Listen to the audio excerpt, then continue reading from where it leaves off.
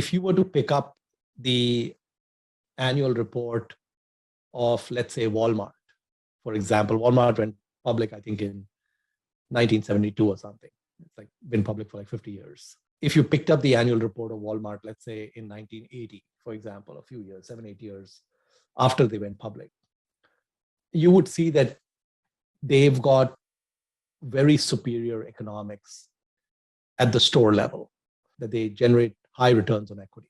It's a business that does well, very, very rapid turnover inventory and so on. And you would also see that it was embryonic in the sense that large portions of the United States at that time, 1980, still did not have a Walmart. For most people, you could not get to a Walmart within 10, 15 kilometers of your home. So you could see that basically this business could actually, if you just looked at it in North America, there was a lot of room to grow. And what we've seen with McDonald's is that or Walmart is that it wasn't just a US story. It was a global story. So Walmart has, opened up in other countries and done well. And, we could look at other businesses like, let's say, the Coca-Cola company. The Coca-Cola company was formed about 130 years ago. And that moat is still growing after 130 years. And again, the unit economics are extremely attractive because the Coca-Cola company typically doesn't do bottling. They sell the syrup. So they have, these plants which they don't even sell the syrup, they sell syrup concentrate. So basically, it's almost like a software business where, if you're spending 5 or 10 rupees on a Coke, the Coca-Cola company might get like 8% of that. And they would have very little cost against that. So again, it's very similar to McDonald's in terms of economics.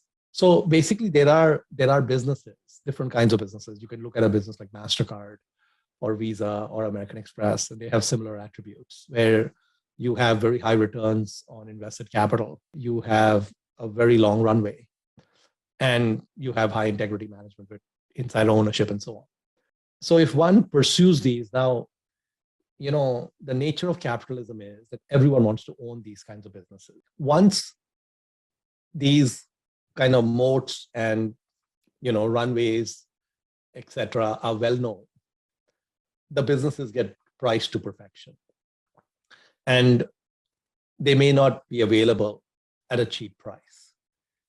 And so, for example, if we look at a business in India, like DMart, for example, and DMart, similar model to Costco and Aldi outside India.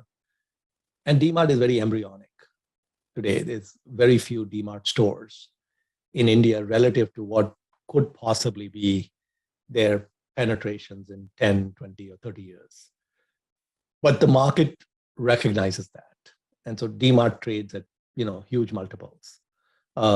It doesn't appear optically cheap. But the interesting thing is that if the runways are really long and they actually end up being runways that go on for, several decades, then even an expensive looking price can end up being a great value investment.